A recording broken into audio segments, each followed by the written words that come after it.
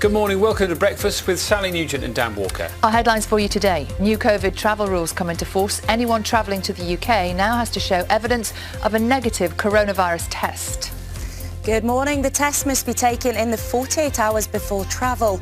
It's the latest measure aimed at curbing the spread of the Omicron variant. Dysfunctional and chaotic, a Foreign Office whistleblower delivers a damning verdict on the government's handling of the Afghan evacuation. Later.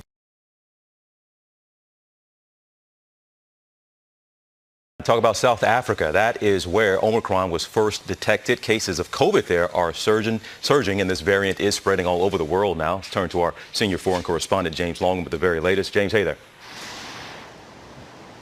Hi, TJ. Yeah, the world is certainly very worried about the spread of Omicron and what it might mean for Christmas plans. As you say, South Africa first discovered this variant, and it's now seeing a massive jump in cases. 2 weeks ago, the positivity rate was at 2%, but today they're now reporting over 26% of all cases coming back positive. That's a 5-fold increase, so it does seem to be more infectious than other variants. The big question, though, is Omicron more dangerous? Well, so far, South Africa is reporting milder infections than Delta, but I think it's still way too early to really know that for sure.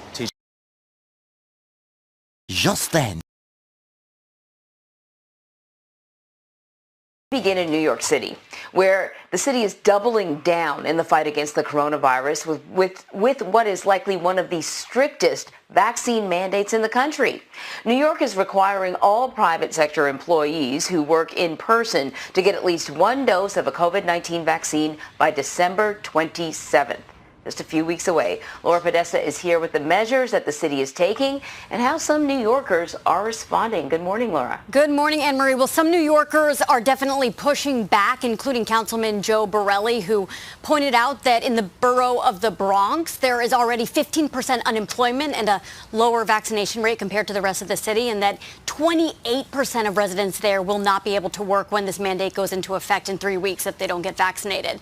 So others in the business community say that with tens of thousands of restaurant shops and other small businesses here in New York, that this mandate is virtually unenforceable. In what is likely the toughest mandate to fight COVID-19 in the country, anyone who works in New York City